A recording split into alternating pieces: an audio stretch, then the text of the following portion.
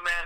Max Cavalera here. Cavalera Conspiracy, Soulfly, Killer BQ. Well, basically, on the line here right now, we have the one, the only, Dan to be Severin. Hey, everybody, I'm Spike from DRI, the Dirty Rotten Imbeciles. This is Eric Wolf with Bomberger's Distillery, and you're listening to the one and only Somewhat Legendary. Somewhat Legendary. Somewhat Legendary. Somewhat Legendary. Somewhat Legendary Podcast. How keep the schools of the ventilated pool?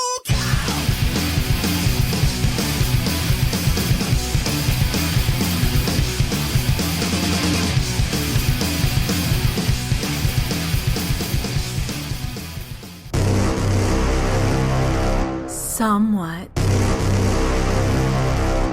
legendary.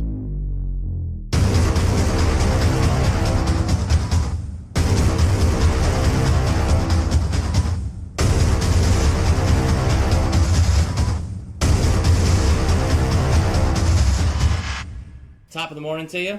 Welcome back to another episode of Somewhat Legendary Podcast, baby. He's your boy, Prince Evan. Prince Evan. And he's your boy, Irish J. Swindle, as always. Irish J.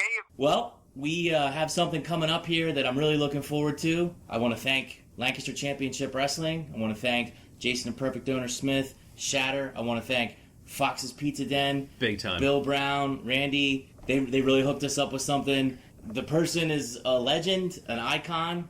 He was voted the WWE's most hated villain of all times. Of all time. I mean, he's got over 30 championships in a bunch of other different leagues. And, man, when I was a little kid... He's your boy. He's my boy. He is absolutely your boy. It truly is meeting a hero. I mean, I don't know how else to put it. I'm just really excited to talk to him. I can't wait to talk to him. And I've been, not able to sleep for the past week because I've been so excited about it.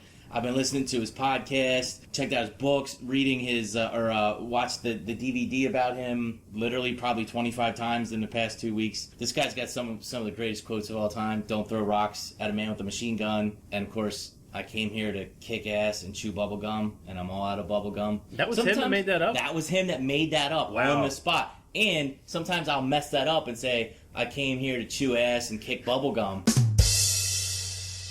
And it gets kind of funny, but I think he's probably top 5 wrestler. As far as popularity, I don't know if I've ever had this much interest in the podcast from my friends, from my family, so we're definitely pretty excited about it. And the best part about this is we get to do it live. We get to do it live, and we get to do it with an audience. So it's going to be amazing, and there's no take two. There's no editing. Like we always do with our podcast. It's once and done. Yeah, that's true.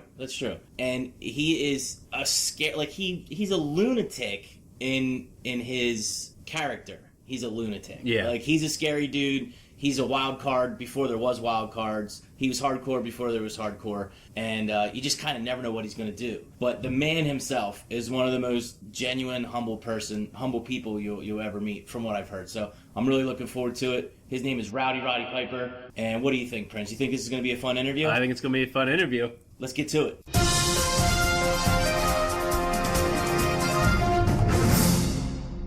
So, ladies and gentlemen, welcome to Wrestling with Somewhat Legendary, right here at Fox's Pizza in Willow Street.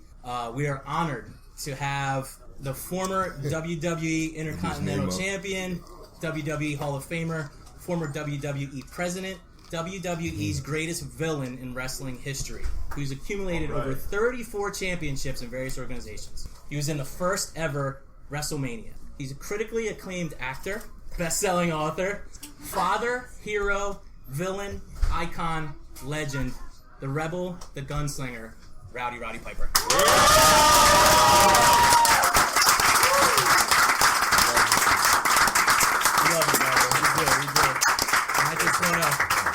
From all the fans, I just want to share a quick story with you.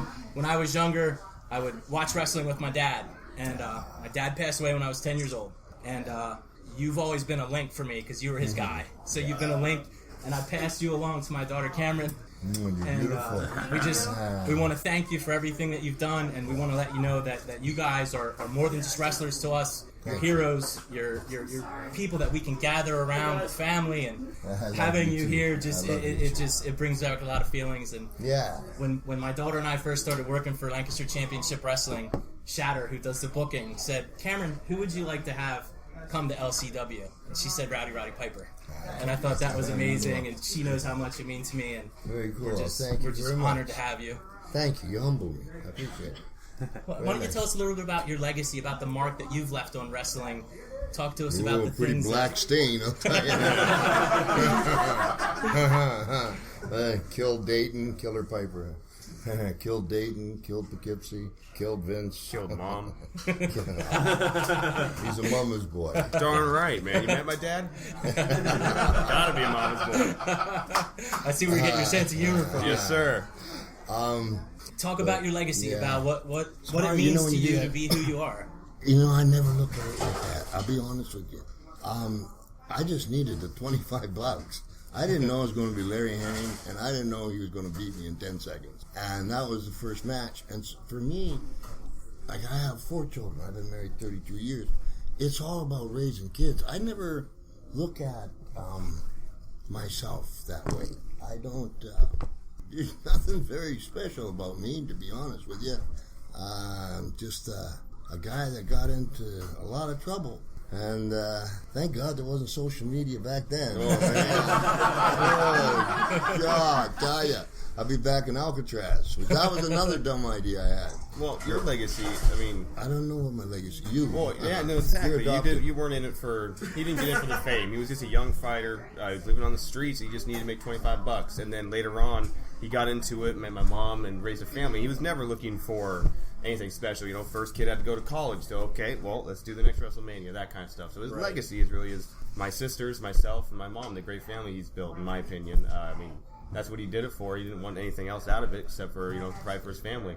Cadillac. Cadillac doesn't hurt. And you're obviously a very strong family man, and I believe you're an undefeated mixed martial artist. Yes, sir. I've been doing MMA since 2007, and about 2 years now I've been doing professional wrestling as well. So I'm hoping to branch out and make my mark in that business as well. That's awesome. That's great. Congratulations. Congratulations to you. Yeah, absolutely. And you also... You have a couple daughters that are in the entertainment industry, doing some acting and things like that? I do. Ariel Teal, she's in L.A., and we love you, Ariel. I just saw, I got I don't know how many, maybe 4 or 5 grandchildren now. And they just buzzed around the presidential suite there. Presidential suite. It wasn't booked by Vince, I'll tell you that. No, Vince McMahon and I, the truth, we have a lot in common. I'm not counting money. We have a lot in common. He's got a lot of my money, and I don't have a lot of your money, Vincent. But we're very much alike, actually. We're very much alike. I know he loves to hate me and all that kind of stuff, but our chemistry is very close. It's probably why we don't get along. But you know what? At the end of the day, though, I have a soft spot for him as he does for me. I just cause too much trouble. Well, Roddy, you've always been one of those guys you mentioned love to hate, and that's a popular term for some of the villains in the industry. But you've always been a guy that people loved, even though they were cheering against you. They loved you. You were voted most inspirational and most hated. How is that possible? How does someone even do that? How do you accomplish that? Well, there's only one person to vote, and it was me. And I voted twice. I cheated. I'm a villain. I think that there's a difference. I think I came more from the heart, meaning like trying as hard as I could, because from the first one, when you didn't ring the bell and see the 320-pound guy with no neck, and it's called the axe, you got an ADD problem. That'll clear right up. Okay, I see you coming. That's it. Ding. That was 10 seconds, wasn't it? Yeah, not counting the 3 count. I had bagpipes coming out. My pipe band played me out, and I didn't learn the term upstaging until after that I got I got it. Yeah. And then, like, they just put me in a van and they snuck me over the border. And, like, I didn't have a number of any kind. No Social Security, no nothing. No visa, no nothing. Nobody knew I was alive, so I was kind of expendable. So these territories, and it's like living with gypsies, you know? And they're mean, too, man. And, you know, I remember one time it was really cold. I was young, I had, like, a sandwich and a bottle of 7-Up on the back seat, and they were driving. And I said, please, I'm so cold. And they go, it's too hot up here. And my 7-Up blew up because it was freezing. You know, and then when the gas, there was a thing where odd days you could get gas, and even, like, a long time ago, and they'd make me, like, and they'd make me, it's called a 6-foot credit card, because all the farmers had gas. So I had to go and a gas can and siphon gas out of it, and every farm had a German Shepherd. I don't speak no German, and that he'd be biting my ass, and I'll be hitting him with a hose and carrying the gas. Because Mad Dog was in the car, I'd rather get eaten by the German. You know? So I had a lot of those kind of things that probably made me the way I am today. Right. A little unstructured. And Colt's obviously tough to be a mixed martial artist. That's a tough sport. Trying to be. You've been hit by a car. You're a boxer. You have a black belt in judo. You've been stabbed. You survived cancer. You trained with Stu Hart. You put your body through hell for the fans and for your family. Where's your toughness come from? Whoa. The word tough, you kind of got to define that. I think we're all put here for different reasons.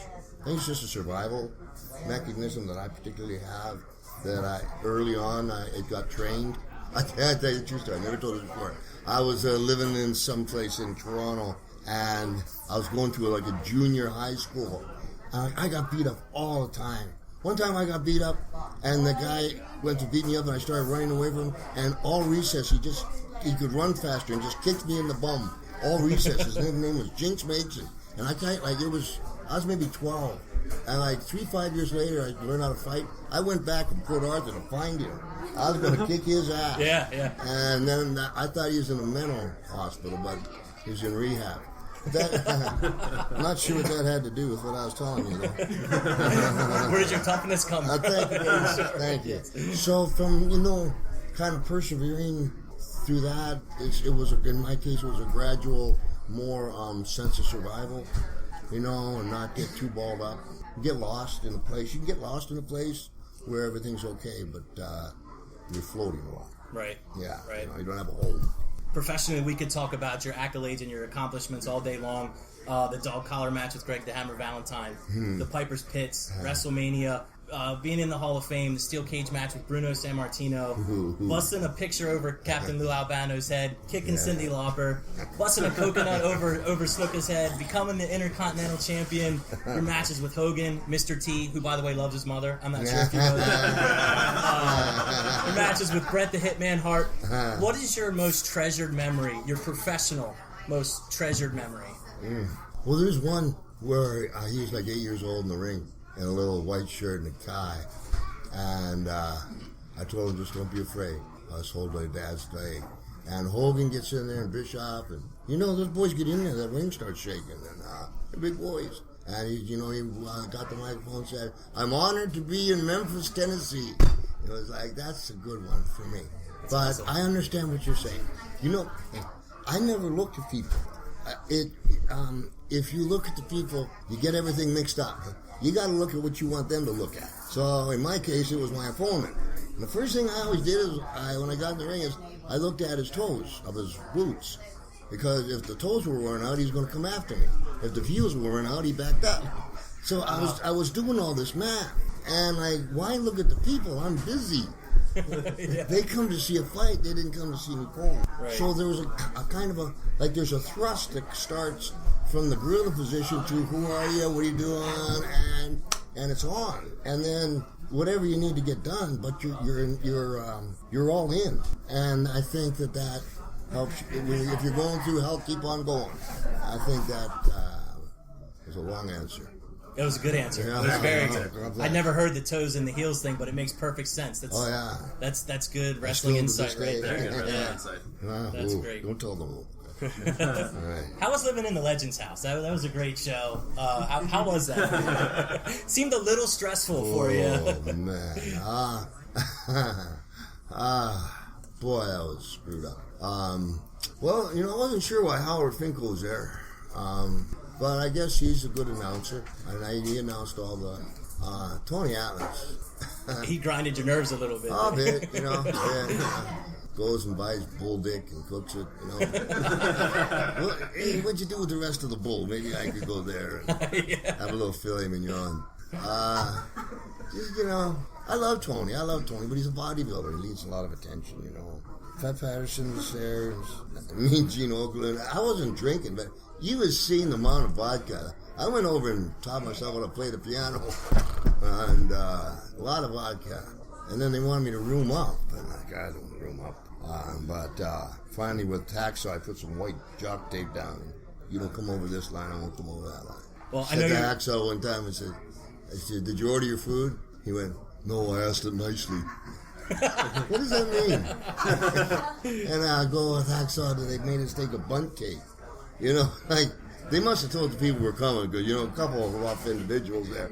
And there was the kids, and we gave the bunt cake, and the one kid went under the table, so I went under the table, and we finally got him out. We couldn't find Hacksaw. Well, he was in the back 3 rooms playing Legos with the other, petting the dog. And we did the thing in Vegas, the Chippendales, and we're supposed to do Risky Business by Tom Cruise, and Hacksaw gets down there with the girls, and I can't get him back up. And I'm trying to pull him up, and they're yelling at me. He kept it rolling. Well, one of your good friends back in the day was Ace Cowboy Bob Orton. Holy cow. Just wanted to ask you about him. I listened to your podcast. It's a great show. I think you belong behind a microphone. If anyone belongs behind a microphone, show's great. Thank you. I heard you talking to Greg Valentine recently. We've had him here. How about Cowboy Bob Orton? Have you talked to him recently? I texted him maybe a month ago and just said I was laughing, thinking about you. Maybe twice a year, maybe if we're at the same event. I'm not much. I'm a little bit of a lone wolf, but as far as Bob Orton goes, Ace, he holds the key to that whole set. Ace was hugely important, and the role he played. Plus, he's so good. I'm not kidding. He does everything so good. One time I told him, you need to make a mistake so they realize how good you really are. Right. Just make some mistakes on purpose. And together we made an unbelievable tag team that without Ace, I don't know what would have went on. He's and you know what? He's a man's man. I wrestled Randy Orton's grandfather, Ace's father. Right. Yep. Whoa. That was a stiff piece of work there, too. Whoa. They used to go down and they'd be riding in the south, and there's cats on the porches. And him and Guy go and they'd shoot the cats off the porch, and you're in the back seat popping deer. And, tough piece of work there. Times were different back then. I wasn't a cat, but I was still afraid. That's a good shot. Picking a cat off or driving? Yeah, 65, 60. Oh, wow. A little loud. But who was I to complain? Because I couldn't beat anyone up there, including the cats. Colt, what's one thing you'd like people to know about your dad that they may not already know? He's a big teddy bear.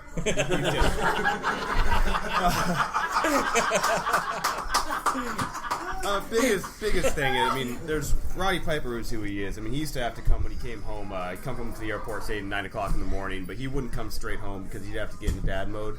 And if anything that everybody should know was that he was the most fantastic father you kid could ask for. I got 3 sisters.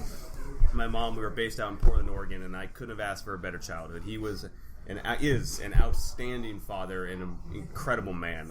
He has such the integrity. I hope to be someday half the man he is, and I will be a great man. He's the best father.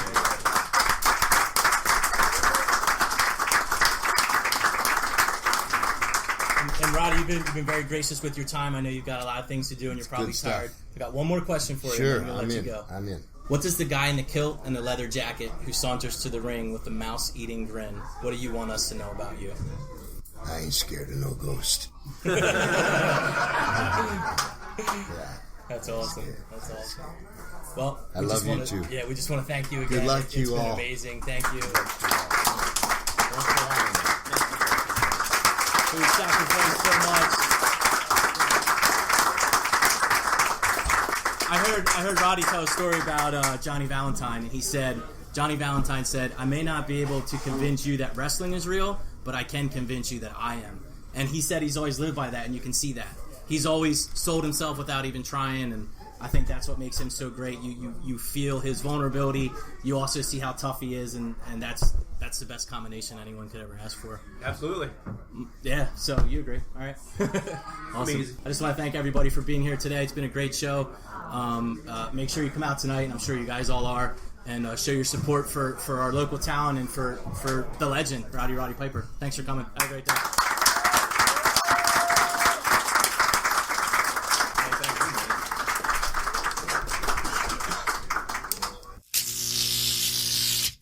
Oh my gosh. So that just happened. Yeah.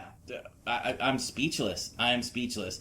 One of my heroes, and we've quite frankly gotten to talk to some pretty cool people. Yeah. This whole podcast experience, from our very first guest Tom till Roddy Piper, has been amazing. Absolutely amazing. They're all great guests. Roddy Piper's special to me. When I was younger, my dad and I used to watch wrestling, and my dad passed away when I was 10, and really wrestling and particularly Roddy Piper, that was my dad's guy, creates that link for me where I see him and it just reminds me of my dad. I can't help but think of my dad because I just think back to the good times that we had. The other thing... So glad you got to share that with him. Yeah, that was amazing. And I want to talk about that in a second. The other thing is that my dad's best friend was a guy named Lee Splain. And for some reason, Roddy Piper reminds me of Lee Splain. So it's kind of like I just felt comfortable with him. I mean, I was sitting there and I was telling him about that. And, here's a guy that's one of the toughest, biggest badasses in the world and voted by the fans as such. And he puts his hand on my shoulder and he's like, I love you, man. Your dad loves you and your dad will be proud. And it touched me. It touched me. And for him to be such a genuine, humble, down-to-earth man, he's a multimillionaire. He's super popular. His kids are doing really, really well for themselves. Yeah, Cole was great. Cole is an awesome young man. Really, really, I have a lot of respect for that kid. And it obviously it comes from his father. And they've got a great family life from what I've heard. And I listened to Piper's podcast, and I've heard his son on there and talking about his son. And, it just seems like amazing family life. So, and I strive to be more like Piper. In my real life, I'm not as calm as Roddy Piper is in his real life. I get angry and upset about stuff, and he's just so smooth and cool. Yeah, he walked in. I mean, he must have did. Well, what was great, he did Fox 43. Mm-hmm. He did Lancaster Online in an interview with them. Mm-hmm. And he came on Somewhat Legendary podcast. Right. So, I mean, it's the big three right now in Lancaster. Yeah, you're right. We are the big three. And as far as interviews, those are the things he did. But that's not mentioning all the other stuff he did. Oh, he was Barnstormer's Game. Barnstormer's Game, and Chance Tucker, who was the one that was taking him around from LCW, said that Roddy Piper wanted to meet every fan in the stadium, and he did. And he met all the players. They had to pull him out of there because that's the kind of guy he is. He's appreciative of the fans, and they're so appreciative, and they're just kind of in awe of him. He's wrestled for decades. I mean, he's wrestled every big name that you can think of. This guy has shared a ring with, and there's big names that younger people probably have never heard of that this guy shared a ring with, all the way up until the current day superstars. I mean, there was so many people at Fox's Pizza Den today that said they were 10 years old. Roddy Piper was one of my favorite wrestlers, and then you had people that were, I think, coming out of retirement homes being like, I love Roddy Piper. Right, exactly. And I say that in the nicest possible way. There was some really old people there. There was. Yeah, he's one of those guys that just spans generations and supersedes time. And I started naming some of the stuff they did. They did the Barnstormers. They did the comic store. They did Fox's Pizza. I forgot about comics. And that night they did LCW. Yeah, which I unfortunately missed because I got sick. Well, I can tell you that he was signing autographs for hours, like thousands of people just signing autographs. And every person that he signed an autograph for, he made them feel like they were the first person in line. Like it was just the two of them. Real gracious, real humble. Not, oh my God, here's another person. Like I would be after signing maybe like 5 autographs. I kind of get like that. Because I got people approaching me about autographs all the time. And I'm like, look, man, I'm trying to eat this cheeseburger sub. Could you leave me alone, Mom? I'm not signing for the check. I witnessed this. He did it to me, too. I do it to everyone. I'm like, let me get your autograph before we get too popular and you won't give it to me. I big-time people all the time. So it's what I do. It's kind of my thing. Piper does not big-time anybody. No, he doesn't. I couldn't believe how gracious he was. Yeah. It's just, that's my word for him. He's gracious. Yep. After the show, I walked out because he was in his quiet time area. And I walked out and I said, thanks so much for coming on our podcast, man. I know you have your own, so I really appreciate you coming on ours. And he was like, no problem. I loved it. You guys were great. You guys did such a fantastic job. You know, you were in front of a live audience, plus Piper was in town. Like, he knew that it was probably pretty crazy for us to do that, which it was. And we loved it. That's awesome. And I actually shared a private moment out back with him and his son, too. Just heart-to-heart, man-to-man. I'm not going to go into it. I'm going to keep it private and personal, something that I'll treasure for the rest of my life, and it was just incredible. I want to thank everybody that was involved. Not to mention, the LCW show was off the chain. The card was sick. I knew the card was sick. The crowd was into it. The matches were just amazing. You got anything else, Prince? I think the interview spoke for itself. The interview spoke for itself. Once again, I have to thank all the people involved that made this happen, and I have to thank our listeners too, because we're up at 90,000 listeners. Yes, we just landed on TuneIn.com. We landed on Podcast.com. That's podcasts with an S.com, and we landed on Spreaker. I think it's Spreaker. It's Speaker with an R in it. .com. So we are all those three places as of today. You can listen to us. What was that one place you found that someone put us on and we didn't even know about it? Podbay. So I mean, we're all over the place, man. We're taking over. It was amazing at LCW. They threw the somewhat legendary logo. They threw the gorilla head up there. We call him Harold. Harold was up there on the screen, and they had the 3 Count Thursday logo up there. 3 Count Thursday's cool bunch of guys, man. Really cool bunch of guys. We're gonna have them on our show, and we're gonna be on their show as well if they'll have us. But super funny, really, really knowledgeable guys. I really enjoy working with. Looking forward to doing some stuff in the future. And we have a lot of Lancaster guests coming up. More than I can even name right now. Lancaster and beyond. Yeah. For Irish J. Swindle. I'm going with Prince. For Prince Evan.